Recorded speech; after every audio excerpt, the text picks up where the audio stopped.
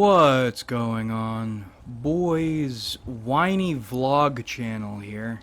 Today we're talking about a few things.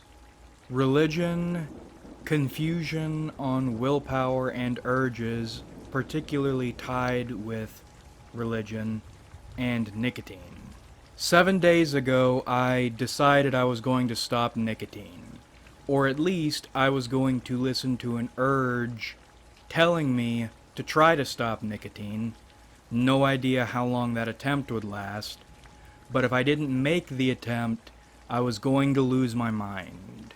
One behavior that inspires great hatred in me is when someone has an issue with something I'm doing while doing something just as or even more destructive themselves and making no effort to stop, or making excuses for themselves, or criticizing me for doing my thing while trying to rope me into doing their thing.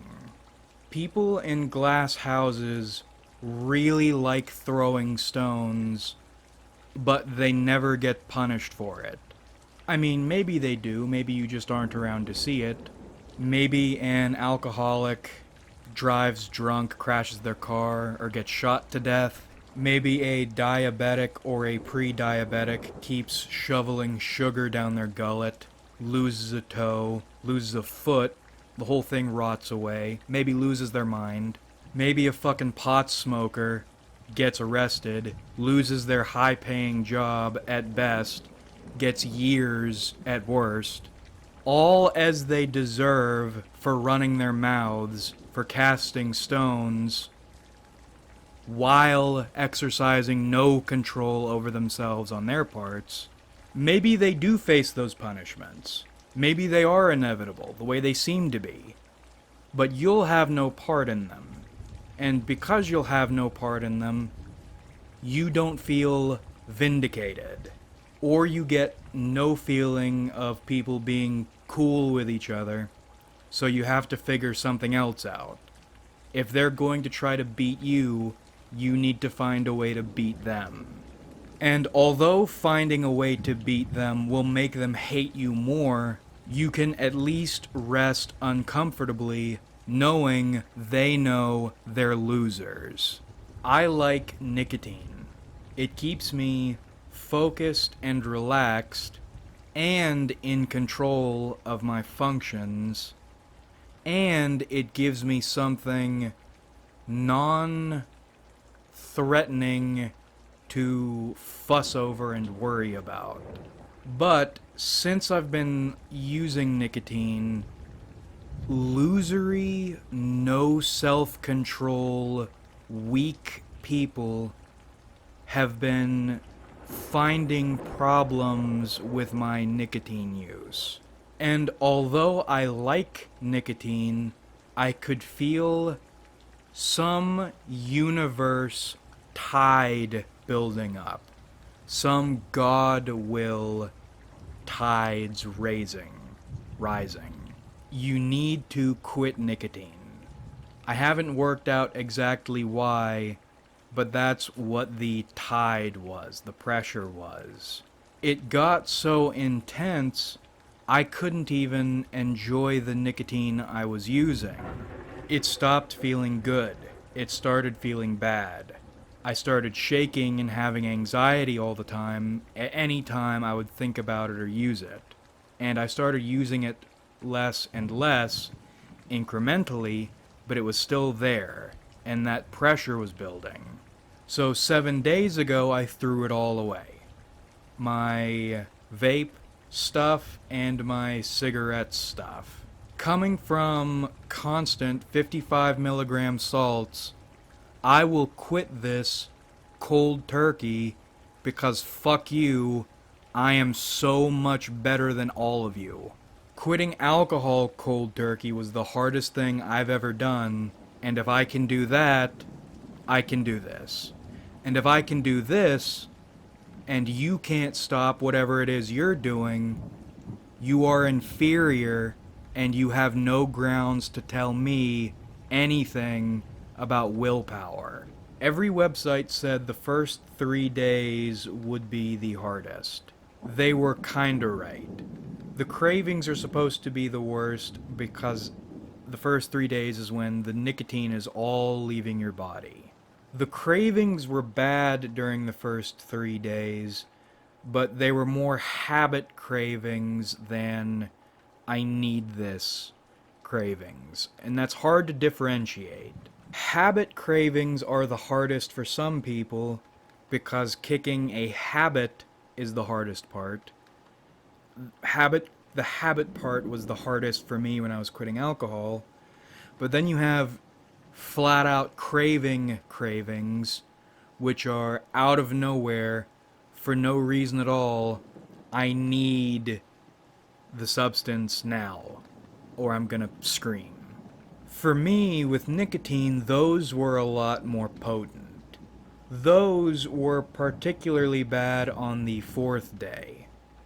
But what I wasn't expecting about quitting and about withdrawals, in contrast to alcohol, were the physiological effects. With alcohol, if you can get through the first 2 or 3 days of insomnia, you're pretty okay from then on. You're just dealing with habits and cravings, but not pain. For me. On the 2nd day, when my body realized I wasn't going just to cave immediately, it did something weird. It put what feels like a knife in my spine and the base of my neck. Looking around hurts. Lying down hurts. And then it made me tired. No matter how much I sleep, I still feel tired. No energy. Coffee doesn't help because years ago I would drink and consume lots and lots and lots of coffee, and after I started using caffeine tablets for however long, something changed and now my body doesn't react well to caffeine. It has tons of new effects, but waking me up isn't necessarily one of them. So coffee isn't an option for dealing with the tiredness. I can drink 5 cups of coffee and fall back asleep. Doesn't help on that level. And additionally, there's this desire to eat constantly, but I saw that coming because when I stopped alcohol, I picked up nicotine. When you put down one addiction, you pick up something else.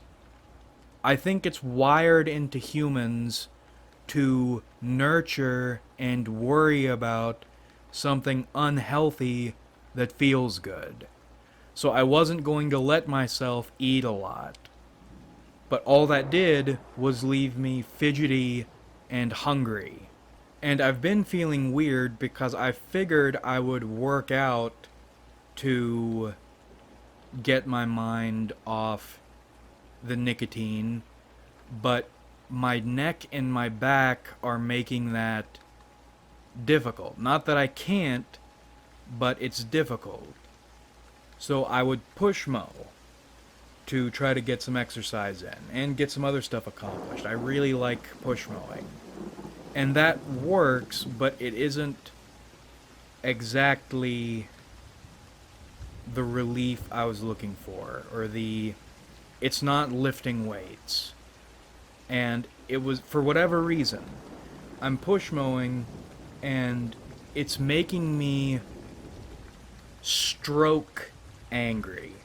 And in my logical brain, I'm thinking, there is no reason I should be this angry about push mowing or about this wheel hanging up on little bumps.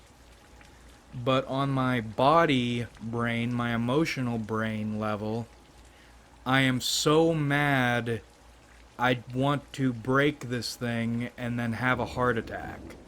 So I finally decided to go out and try to bench some just because I've been feeling really, really weak. I haven't benched heavy since I fucked up my right pec.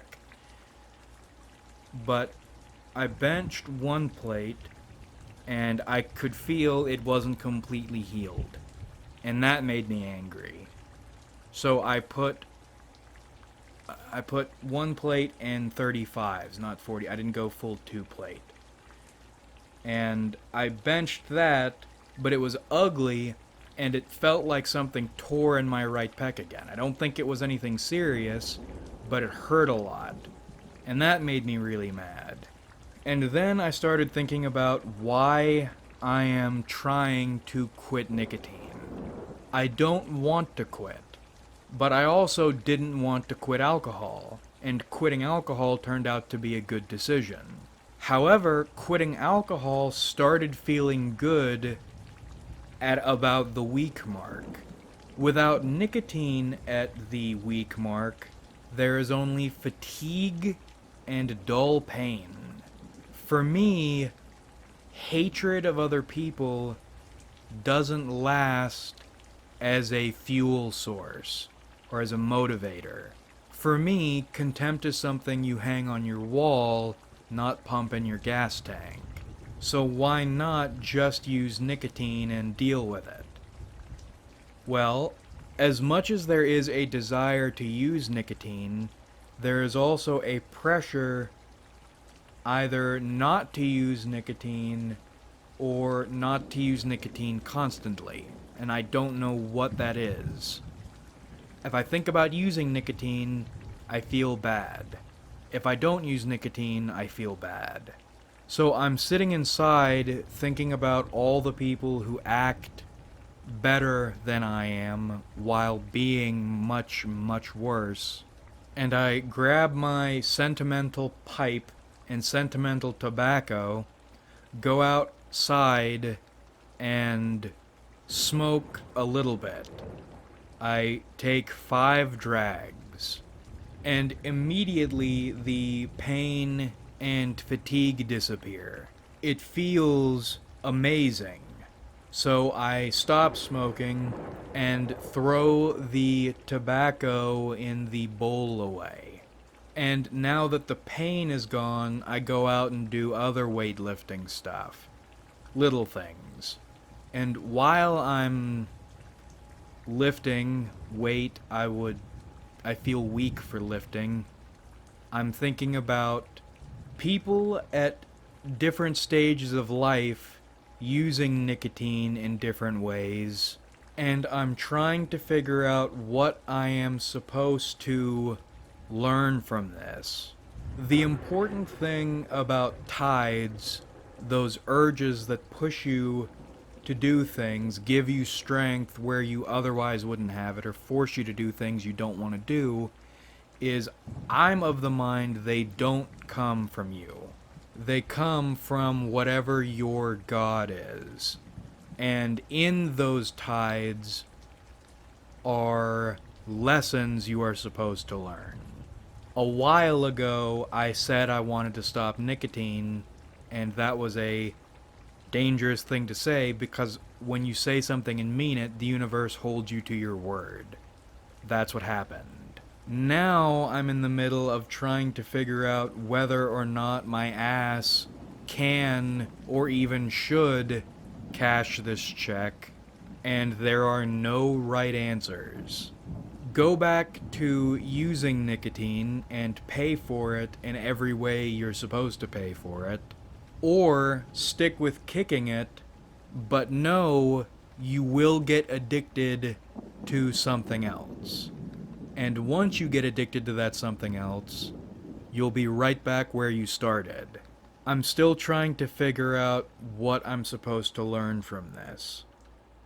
But I've decided for certain, confronting any form of pain gives you something, uplifts you in some way, or teaches you something. One of the reasons we're alive in hell is to experience and to catalog. Pain of all sorts is something you're supposed to catalog. Now, I don't think voluntarily lying in fire ants for a year is something you should be doing, but exposing yourself to something you know will hurt, especially if you are afraid of it, uplifts you. I think maybe what we're learning is the ability to confront. Some people don't want to confront unflattering introspection. I don't want to confront separation from substances that feel good and won't betray me. And I think I'm going to brand myself sometime this year, and I'm thinking maybe we will stream it. There are ways you can do it safely. I want a symbol, and I'd like to wear a symbol, but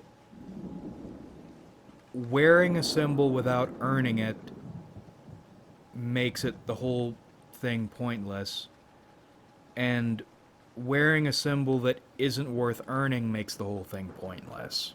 I think branding would be another good willpower / confrontation check, and it would make the star a symbol worth wearing, both as a symbol to wear and as a person to wear it.